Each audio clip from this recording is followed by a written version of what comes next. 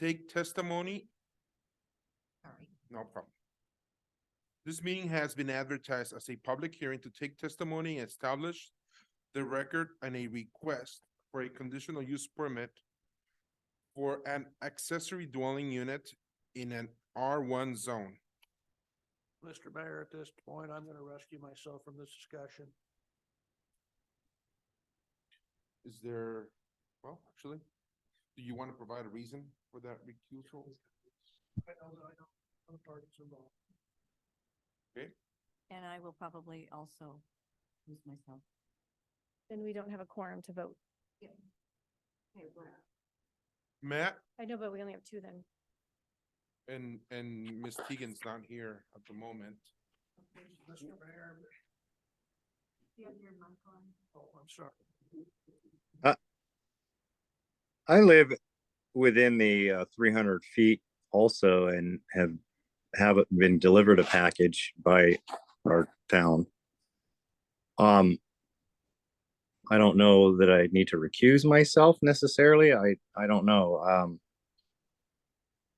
I don't oppose the accessory dwelling, so If it's not money, you can vote. yeah, We I, can I'm have- Well, I was just saying, our mayor could vote if it's not money related. And Tegan's on her way, so we could have a quorum. to be okay. able to vote. Is that I- accurate? Alice, like, I think once you've established a quorum of the board, the members have to recuse themselves, still have a quorum, even if there's only two members. so then two people vote. That's the way I understand it. I think by recusing themselves, they don't destroy the field. Okay. Is there a reason for me to recuse myself? According to who would know? No, I mean, the only reason anyone would have to recuse themselves is if it participating in this discussion presents a conflict of interest for either party. Okay, I will I'll reconsider then, and I'll go ahead and listen and do this. Okay. The public hearing to take public comment on the request for a conditional use permit from Sally Utecht, 211 East Third Street for the conversion of an existing garage into an accessory dwelling unit in the R1 zone district is now open. Are there any city council members present that need to recuse themselves from this hearing for any reason? And Mr. McMillan's going to be recusing himself. Ms. Hill, did you request? Ms. Hill's going to be recusing herself. Ms. Weddle is not. Mr. Alexander is not. And Ms. Levine is still, she's still not here. The concern that is this hearing be fair in form and substance as well as appearance. Therefore, I would like to ask if there are anyone in the audience who objects to my participation as mayor or any council members' participation in these proceedings. If there are, is there anyone here that would object to this hearing? To me participating as the mayor or anyone here? Okay, hearing none, we move forward. If any council members have an interest to gain or lose financial benefit directly as a result of the outcome of this hearing, or do not believe that you can here consider this in a fair and objective manner, then please state that fact now. Has any member of the city council engaged in communication outside of this hearing with opponents or proponents of the proposed CUP? So I will say that when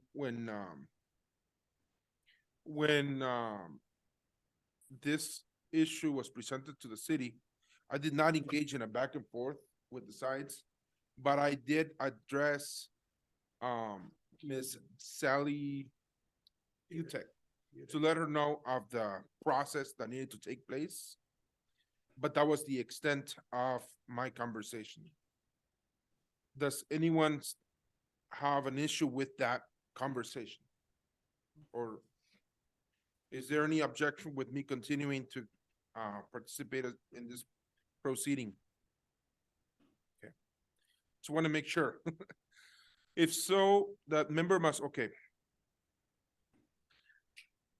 So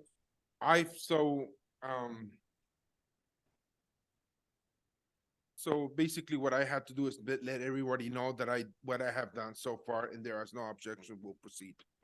So the purpose of this hearing is for the city council to review the proposed CUP request, which is a conditional use permit request. Take relevant testimony from the public and to hear and consider the pertinent facts relating to the proposal to convert an existing garage into an accessory dwelling unit. The city council must approve with conditions, or deny the conditional use permit request. Before hearing from the audience, City Planner Kurt Dennison will present the staff report.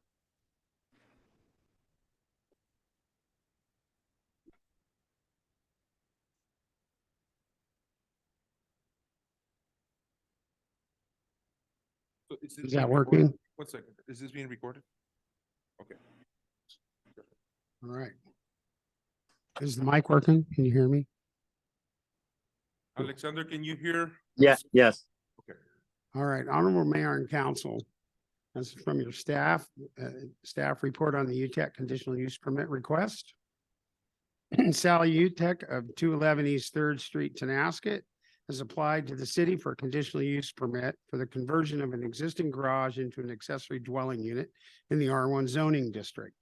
There's a bit of a chronology. Ms. Utecht obtained a building permit number 751, I believe that was in 2021, for the addition of a bathroom to an existing garage on her property. Subsequent to the construction and inspection of the bathroom, Ms. Utecht converted the rest of the structure into a dwelling unit that is occupied by a family member. Ms. Utecht has applied for conditional use permit in order to conform with the requirements of the zoning district and legalize the use. The CUP application, which included a SEPA checklist, was declared complete on October 7th, 2022. A DNS of determination non-significance and a notice of application were published in the Gazette Tribune on October 12th of 2022, and a notice of open record public hearing before the city council was published on the Gazette Tribune on October 19th. Well, it's not the 16th, and maybe it was the 19th and the 16th. Providing notice to the public of the hearing to be held on November 8th. Applicable codes, 1770-020 Table 1 District Use Chart requires a CUP for accessory dwelling units in the R1 zoning district. In the comprehensive plan, the subject property is designated as single-family residential. The plan notes single-family residential. The purpose of the designation is to provide for areas of the city where low to medium density residential uses will be provided, or with an emphasis on single-family dwellings. For the purposes of this comprehensive plan, low density shall mean from 1 to 5 dwelling units per acre of land. The proposed use is consistent with the comprehensive plan, which encourages single-family residential uses. The zoning of the property is R1, and the district use chart, as I already said, listed as a conditional use. The first thing to consider in relation to this application is whether proposed use is allowed or not. As noted, it's listed as a CUP. The next zoning consideration has to do with development standards. 1770-080 Table 2 bulk height and setback dimensional standards and requirements for a CUP 17100. Another consideration is the fact that the garage is existing non-conforming structure that does not meet current setbacks. Chapter 17100, which I referenced, provides the following minimum conditions that applies to all CUPs. Mitigation measures proposed and accepted by the SEPA administrator should automatically become conditions of the CUP. If construction pursuant to the CUP is not initiated within a 1-year issuance of permit, it shall be invalid. And there's some opportunity there to get an extension for reasonable purposes. If the use is And unless otherwise approved, if the project phasing is allowed, all construction activities have to be completed and approved by the administrator prior to the initiation of the conditional use. And there's again some language about phasing. The thing about this is it's already there. I think as I mentioned, she got a legitimate building permit, had it inspected for a bathroom. And then subsequent to that, without obtaining a permit, she went ahead and converted the rest of the garage to make it a living space. I've not been in there. I know Randy has. And, you know, as we go through this process, I received a new comment today, which you all should have in your packet. It was from some neighbors, some information that I didn't know about. And I'm not necessarily, my recommendation here was that we would approve it. But at this point, I'm not quite so sure. And it's, to some extent, I feel like it's above my pay grade, that it's something that the council, the reason why we have a public hearing is for the council to decide some of these things. I think it's important that, you know, we go through, it's in a critical aquifer recharge area. We received other comments. We had 3 other comments come in. 2 were in favor of it, and Randy Taylor, your building official, just wrote a comment and reminded me that he had issued a permit for the bathroom, but not for the conversion of the rest of the dwelling into a dwelling unit. So basically, it's an after the fact situation. Do we legitimize it by issuing a CUP, or do we deny the CUP, which means that there has to be some enforcement action to make her render the building not usable as a residential space. The other thing that is, when I recommended approval, is that, you know, basically the number 1 condition, it has to be brought up to the International Building Code standards. And it may very well not be possible to do that. And then we're also in a situation where then it's going to be enforcement no matter what happens.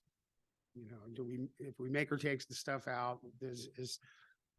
I guess we rely on people to turn her in if she's doing something that she's not supposed to doing, if that's the case. If we issue the CUP, Randy will have to go out and work with her and determine whether or not it can be brought up to state. Have egress windows? Does it have appropriate insulation and wiring, whatever is required for an International Building Code residential unit? So with that, you know, I have some findings of fact here to support our recommendations. Basically, the same findings of fact with some additional findings could be used to support a denial or a modification of the permit as well. Thank you. Before we continue, Ms. Levine, we are having a hearing. At this juncture, we've asked city council members if there was a conflict of interest, that they recuse themselves. Do you have any conflict? Okay, in participating in this. Okay, perfect. Then we'll continue. Thank you, Kurt. At this juncture, the hearing is open for comments from our audience. Please raise your hands so you may be recognized. I ask that when you speak, please provide your name and your an address so that we know who's speaking to us.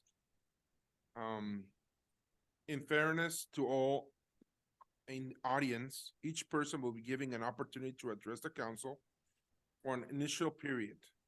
No, not to exceed 5 minutes. If more time is needed, it will be made available after everyone has had a chance to speak. Again, I am requesting the city council hold their questions for the public and staff until everyone is done speaking. So. Good evening. My name is Yvonne Boguslavsky, and I live at 219 East 3rd Street, next door to Sally. Oh, wait, I sorry, have- Yvonne. Okay, I'm having a hard time hearing. Do you Oh. mind coming up here? And, yeah, thank you. The mic is just for Zoom. We just need you to speak up. Yeah. Oh, Yeah. okay. Thank you. So, okay, so I'll start again. My name is Yvonne Boguslavsky, and I live at 219 East 3rd Street, next to Sally Utecht. I have written to the Tonasket City Council on 2 separate occasions regarding Sally's illegal conversion of her storage building into a residence, which has already been housing her daughter illegally for over a year now, as well as her daughter's boyfriend, who's been living there since March of this year. I stand here before you again today to reiterate my stance and to tell you my specific objections to Sally receiving a conditional use permit for her building to be turned into an accessory dwelling. This building has no setback from my property. It sits directly on my property line, and I have photos as well. Roman, can you give me? Oh, it's not in here. That's not. Okay, so I have photos to show that it sits directly on my property line. So a legal residence requires a setback from adjoining properties. In fact, all buildings require a legal setback. But since this one was built in the 1920s, it was grandfathered in as a garage, not as a living quarters. This building has no setback from the alley. A legal residence requires a setback from the alley. Housing people in this building and installing bedroom windows that face into the previously private areas of my yard and my children's bedroom violates my privacy. Trespassing on my property in order to make renovations to this building has violated my right to private property. Housing people who spew cuss words at us and installing windows, trap doors, and escape routes onto our property violated not only my right to private property, but also my right to peacefully enjoy my property. It has already cost us financially to build a fence to protect our property from the intrusion of Sally's trapdoor, as well as increasing security measures. Housing people in this building, both of whom are smokers, increases the risk of fire in this building. And again, because the building sits on my property line and it was within 2 feet from my parked vehicles and the alley, it's an increased fire hazard to my property. Housing people in buildings on the alley increases traffic in the alley.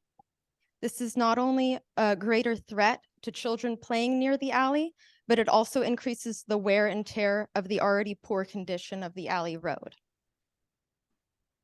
The attic, which they have renovated into a makeshift bedroom, cannot be a legal bedroom.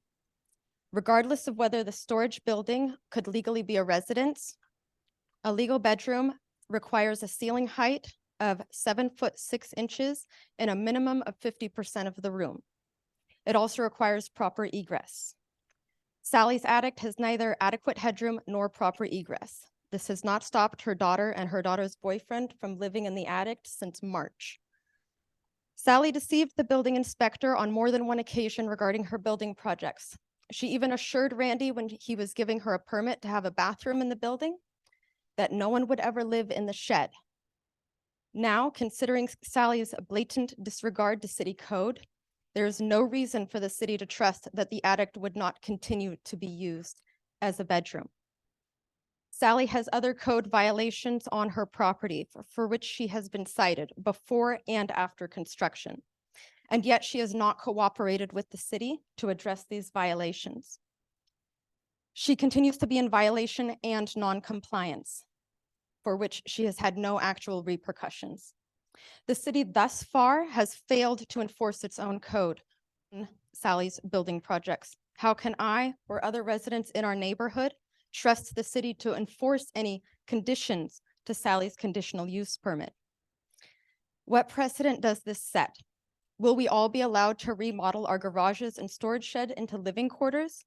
Would I be allowed to remodel my garage to house ex-convicts who cuss out my neighbors?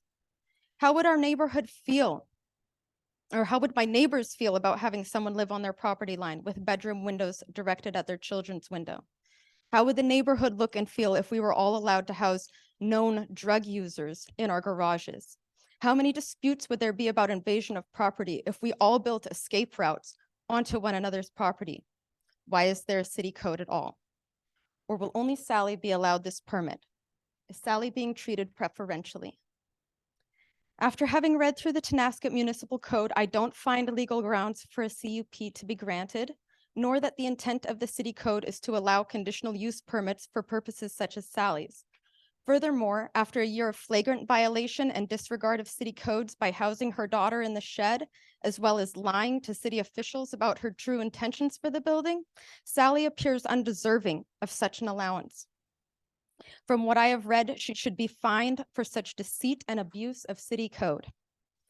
not rewarded with a CUP. Indeed, if she were to be fined for any of her violations, it might perhaps give her incentive to follow the city code. If the city were to grant Sally a conditional use permit despite these cited controversies, lies, and violations, it would appear she's granted liberties and privileges few others in Tonasket are awarded, and the city would be held liable. The city would have to account for its negligence and inability to uphold the laws designed to protect the safety, rights, and privacy of Tonasket residents. And I will conclude with this. The city's knowledge of Sally's violations in regards to this storage building and her newly constructed building in the spring of this year are well documented. The city is also aware that my rights have been violated and the peace that I once had on my property has been continually disturbed. Sally has had no repercussions to her noncompliance. The city has a legal obligation to uphold its own code and the law.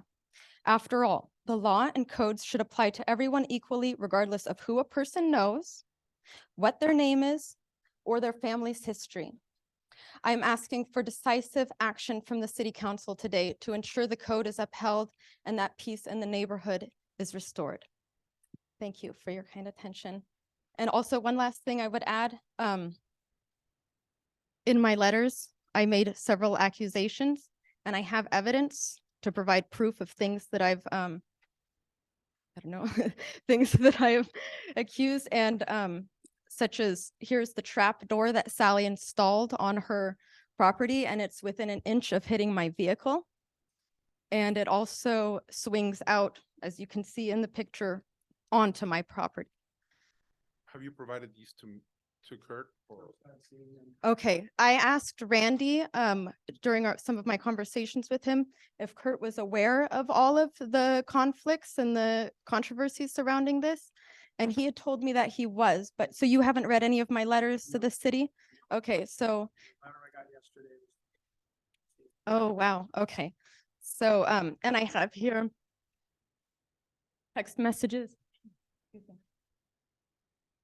Text messages from Sally where she states her intent to have a bedroom upstairs and where she states her intent that the trap door and the window that she installed were to escape. And as I've said before, it's on my property. There's no way to escape without going onto my property. So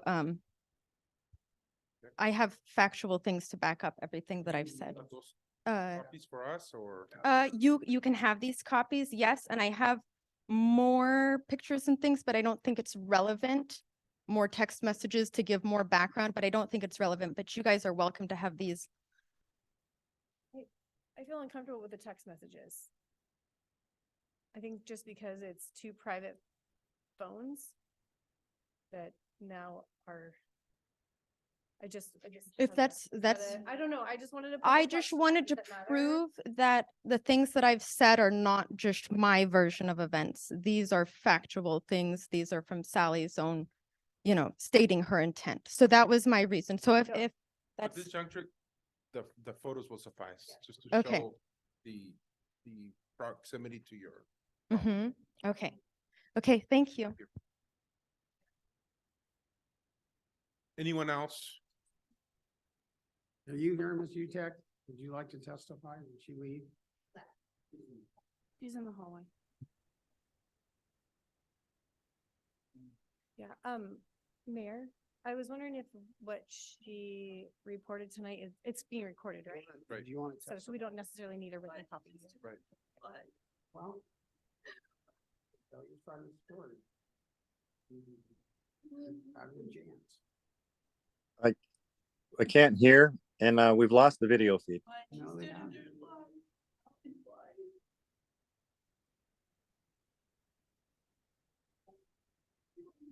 How's that?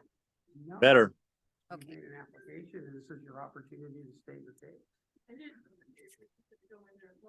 Well, I have no idea. We're waiting. You have an opportunity to state the case. A minute. I don't know what to tell you. No,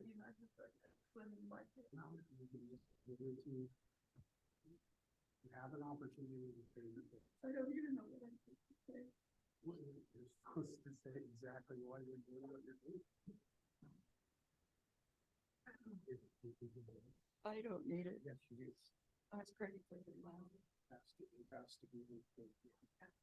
I'll need the, mic, so.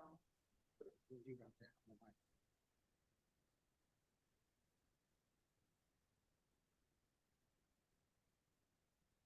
I don't know what you want me to say. I Start got with a your name, perm- please. I got a permit for, Your name, please. oh, I'm Sally Utecht. Obviously, everybody knows that by now. And your address, please. 211 East Third Street. I applied and I got a permit to put a bathroom in and a space for family members. Yes, I did turn it into a living area for my daughter because she had nowhere to live. And when I applied, yeah, I applied for that. But when Randy come up, I couldn't lie to him and I told him I was doing this so my daughter had somewhere to live. I said, I can't lie to you. I'm going to tell you what I'm doing. I did everything I was supposed to do in there. Put all the insulation in, did all the crap. But I didn't lie to him. I told him the truth. Yes, her boyfriend lives there. When he moved in, he was not doing drugs. He hasn't done drugs for over a frickin' year. Okay, I don't have drug addicts living on my property, so both of them smoke. So what? They don't smoke in that building. It's my property. Yes, I put in a trap door. And the only reason I put a window in was because they couldn't open the trap door if they had to get out. And we put the dang window in from the inside. I did not go on their property to put the window in. We were really good neighbors. He helped me do that and he knew exactly what I was doing. I paid him. Sometimes he did it. We were good neighbors until I put a damn window in. My daughter's not moving out. I guess you guys want her to move out, I'll sell my place and I'll move. My daughter's not living on the street. We mind our own business. We don't bother anybody. We are good neighbors. I thought we were good neighbors and I'm a good citizen. Yes, my daughter's had issues, but you know what? That's nobody's dang business. She's doing awesome. And I love my daughter and I'll do whatever I have to protect her and so she has somewhere to live. But you guys can decide what you want to do. I can't believe the stuff they said.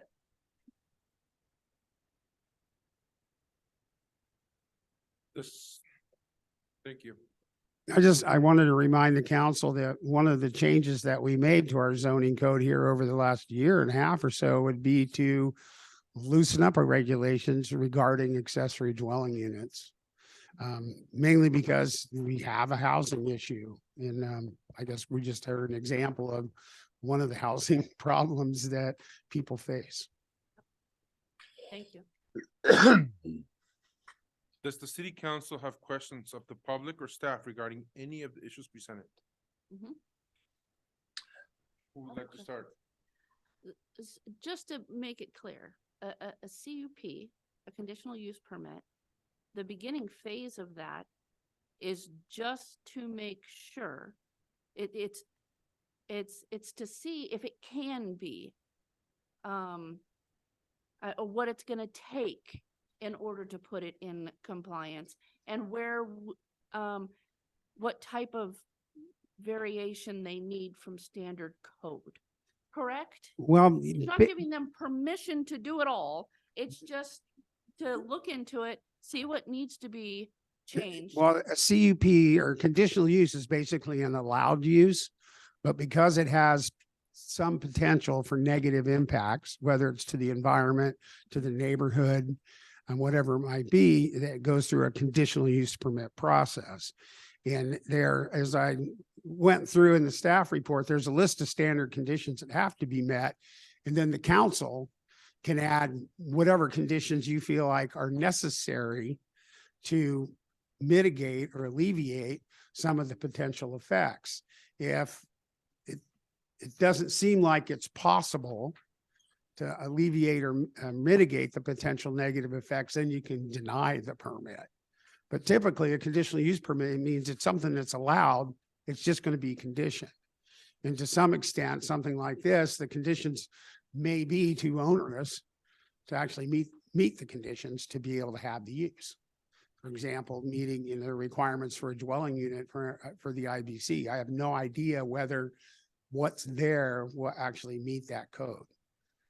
I haven't had a chance to talk to Randy about it, and he's actually inspected the whole thing. I know he's looked at the bathroom. That's the only thing I know.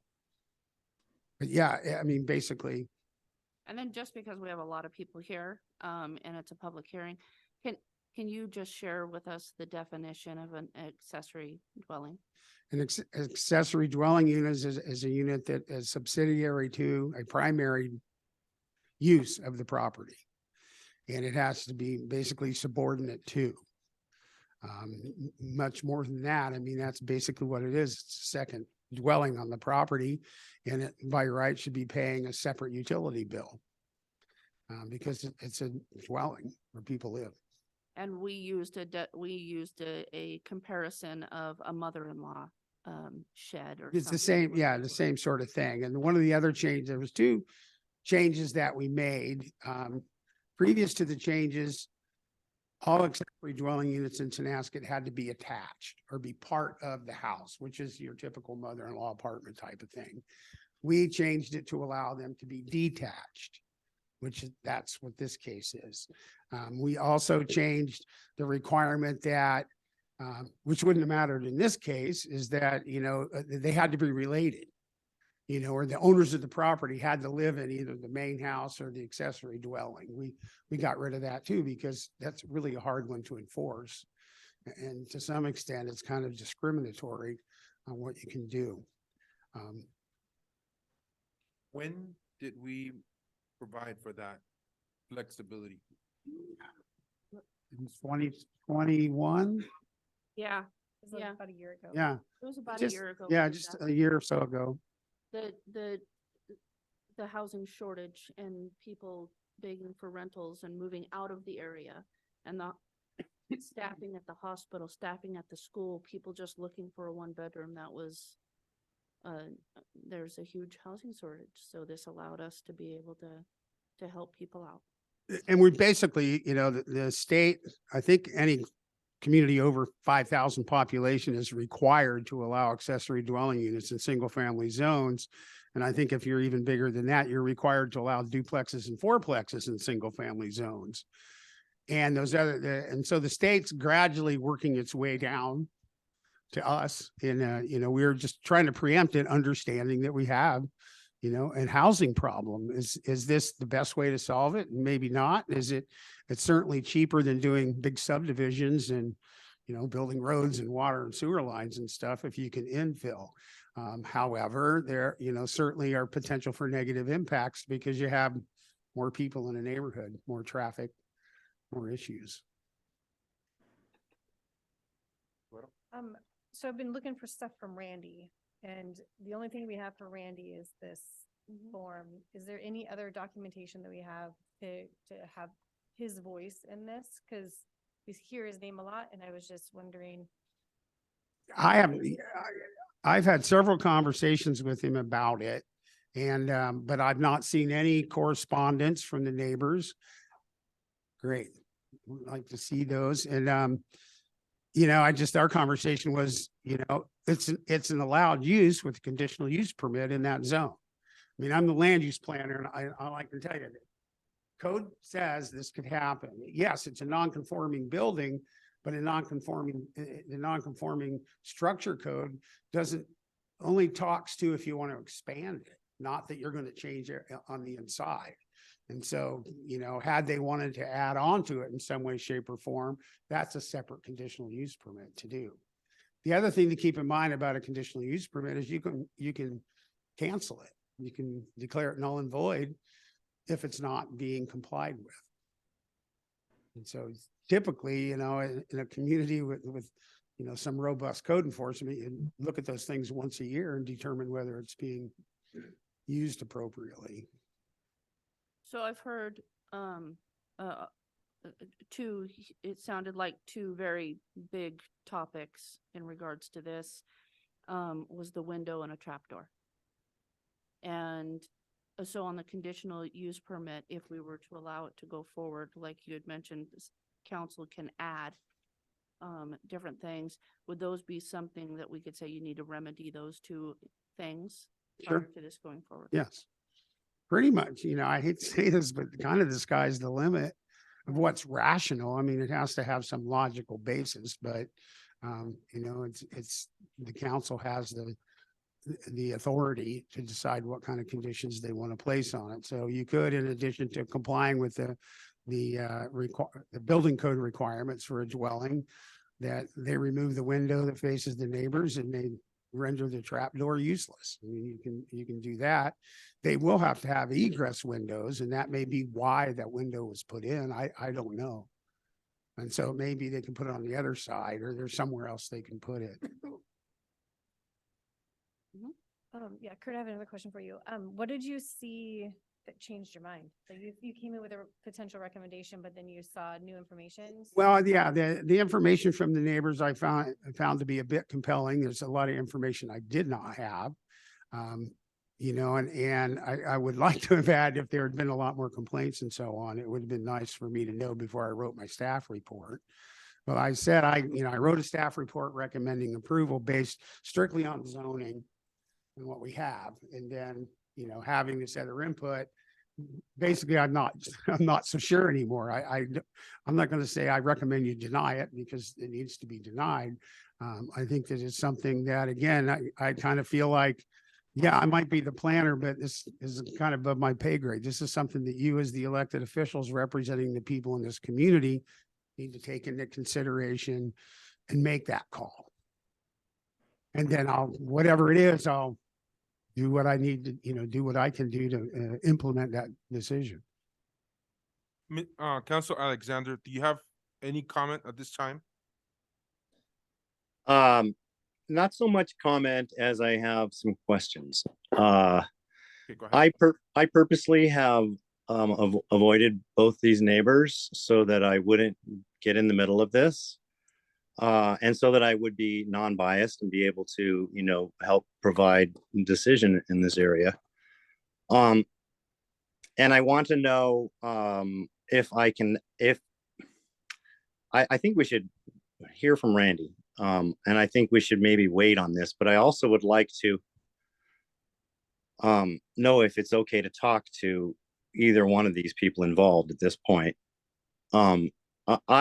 What I'm hearing that the stones for this in my book have already been cast. I know the International Business Code. I could probably cite it in my sleep by accident sometimes.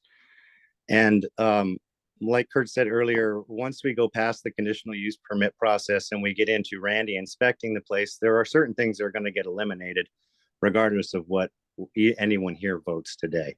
The International Building Code isn't going to allow for that trapdoor or that, and the window perhaps, but I know I'm familiar with what it looks like, and I know that is probably going to go away. And then listening to Sally, I think that, and I know, like I said, everybody involved, and it seems like she regrets the window. I would say that I agree with everything Kurt's saying. The city can't really, we have an obligation to move forward with the conditional use permit, I feel, but I want to put in a condition that to try and restore peace between the two neighbors, that we don't allow the window, just in case it passes the IBC, the business, the building code. So, yeah, it's a pickle, but this is one of these things where we have a lot of things in this city that would need to be grandfathered in. And I think that we should avoid throwing stones in a glass home as much as we can. If I might, one of the things that Council Member Alexander said maybe stuck with me is the fact that it would be really nice to hear from Randy. And, I might suggest that we continue this public hearing until your next council meeting and ask Randy to be here so that we can all learn about, Miss Utecht says that she worked with him, he knew all about it. And the neighbor says no, and so I just, for my own satisfaction, I would hope for council members that we could do that and have that opportunity to find out from Randy what's going on. I'm not sure about protocol. I know. I'm Go sorry. ahead, go ahead. My question is, can the person that already have spoken, she raised her hand, is she allowed to speak Yeah. at this juncture or not? Should I state my name again? Okay, Yvonne Boguslavsky, 219 East 3rd Street. Okay, several things. If anyone was to do the slightest investigation into this situation, they would find that Sally's story contains inconsistencies and unreliable and biased sources. My story has not changed since I first approached the city with my issue. And my story is backed up by evidence, the text messages, photos, and eyewitness accounts. I can also provide character witnesses from upstanding members in the community who would give reliable testimony. Sally came up here with a very emotional response, understandably so. However, her daughter was not homeless when Sally moved there. Her daughter was living in a 5-bedroom house over on, I believe it is it 4th Street by the tennis courts. If anybody remembers, her daughter did hair there. She lived in it was her house. She was not homeless. What's it? So, I don't, for me, it's very difficult. I mean, I understand the whole background, but can you focus on the issue at hand, which is the the code. building and the code? And what if the code is broken? Because while this background and then the information about the daughter, to me, it's. Well, I think it's relevant, yes. Could my husband speak or no? Yes. Okay, sure. I My just name wanna, is- I just wanna be careful. Yeah, my name is Roman Boslavsky. I'm resident of 219 East 3rd Street. You, Mayor, said to focus to her on the specific staff Yes, sir. objection. And like my wife, I said she's came here to set extra because like Sally was so emotional and she didn't focus on specific. She said her emotion. And you have to people understand in Tonasket what we're going through with 3 kids. What kind of emotion I can put it right now. Okay? We will not leave this. Go ahead. Okay. Have any of you read any of my letters? I have. You have? Okay. Yes, Sally is I- telling you that they've never done anything to us, that they live nicely, okay? Does verbal abuse count as nothing when you are on your own property? And now we're not allowed to walk with flashlights in the night because it disturbs their window? And we get cussed out for that. I've already spoken with a sheriff about this, and he informed me this is harassment. We are being harassed by these people. This is not a hypothetical situation of what kind of problems could arise with people living. We've been living next to these people for a year. Yes, my husband did help her remodel this garage. She informed us from the beginning that Cherie would only be allowed to live there without any boyfriends. As I've stated in my first letter, since Cherie has lived there, Sally's had $15,000 stolen from her house. She's had a vehicle stolen from her yard, and she's been punched in the face by Cherie's intoxicated boyfriend. I believe Councilman Matt was there on that last occasion when my husband and Matt came and rescued Sally from the abusive boyfriend. So these aren't just like hypothetical, this isn't maybe it would cause an issue. These are issues that we've been living with. I approached Sally in the text messages, which you don't need or don't want. I asked her very nicely, do not put this window in. And yes, we were good together. We went to church together and we had a normal neighborly relationship, regardless of the fact that she ripped out my shrubs, that she has been invading my space, we said, okay, she's a widow. We are going to try to be good neighbors. And we were also recommended by several members in our community to look out for Sally, which we tried to do. So we asked her nicely, do not put this window there. It invades our privacy. We won't be comfortable with it. I didn't have stronger words for her at the time because we went to church together. She did this anyway. She told us, move your car because stuff will fall down from the window. If she's saying that she didn't enter my property, that's physically impossible. So also one thing I will note, the trap door was replaced with a window. So she built the trap door. Then we built a fence because of the issues that I was having with it almost hitting our vehicles. So then she replaced it with a window. So there's no trap door and window there right now, just so the council is aware. So I lost my spot a little bit, but again, everything's in text messages. Everything is communicated. We asked her nicely, don't do this.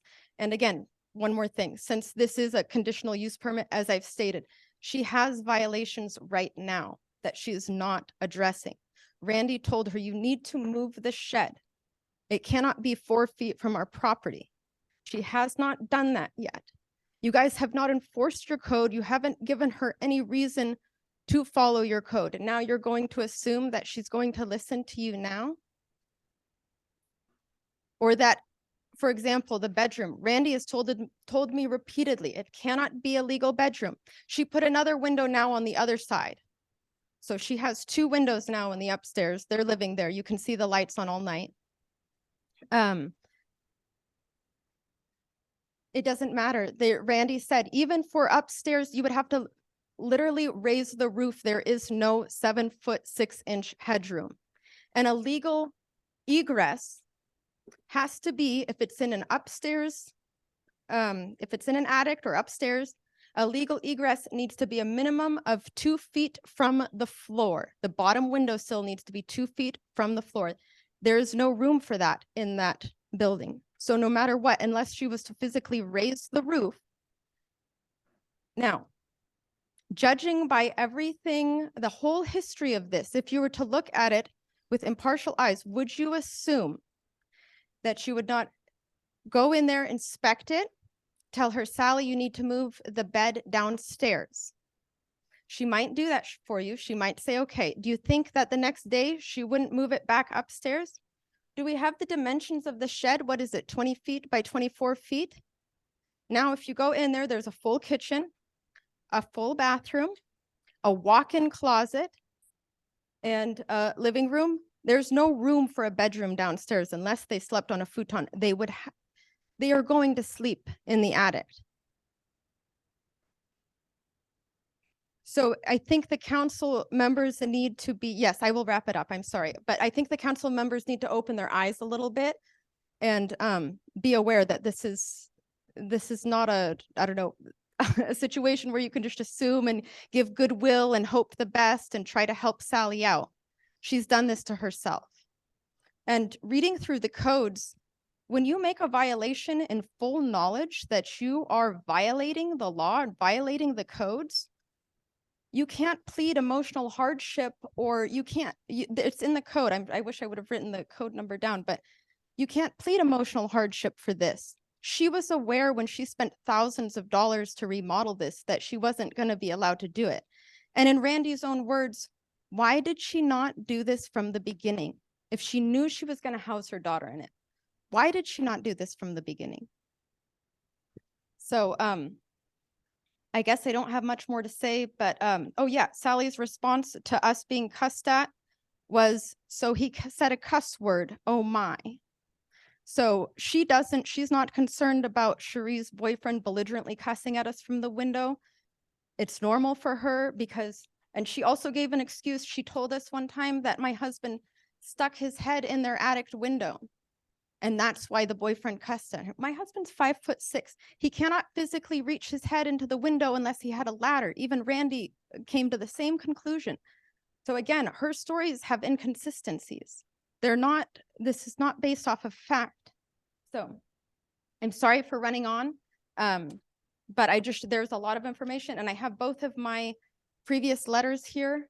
If the city planner would like to look at it, or if anybody else would like to look at it.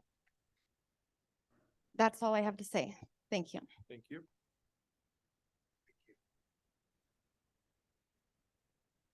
Do we have any other questions? I have a recommendation. Okay. Can I do that?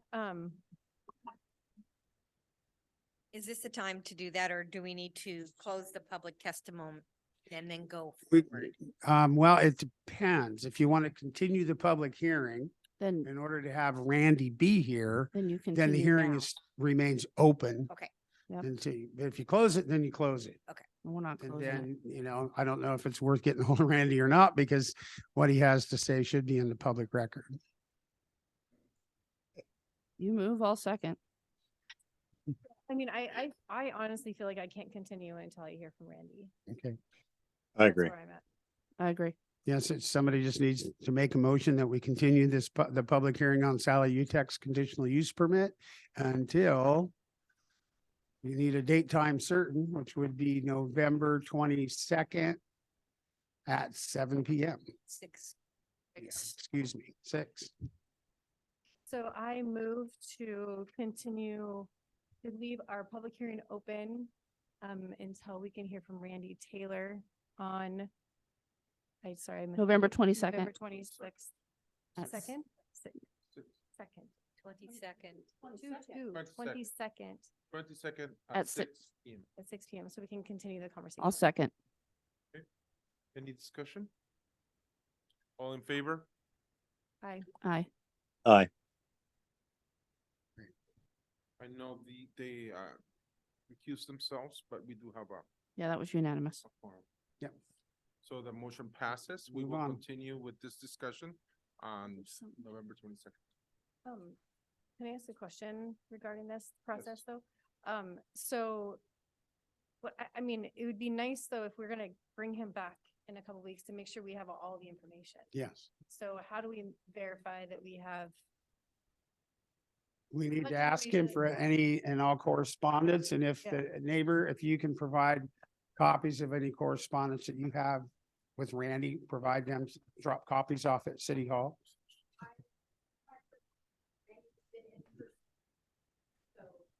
Well, I mean, I feel like Randy hopefully will come. That would be my, We, Hope. we is definitely that need to you'd hear be in the from him. building. So we'll request that he be Yeah. here for the next, I feel like he needs to be here. and give his perspective. Okay. Cool. Thank you. Thank you, Kurt. Kids are amazing. Quiet. Can't believe it. But before we close, I overspoke my question and never asked for a response. Would it be inappropriate to talk to either one of the parties still? Yes. Okay, Yes. I thought as much, but anyway, thank you.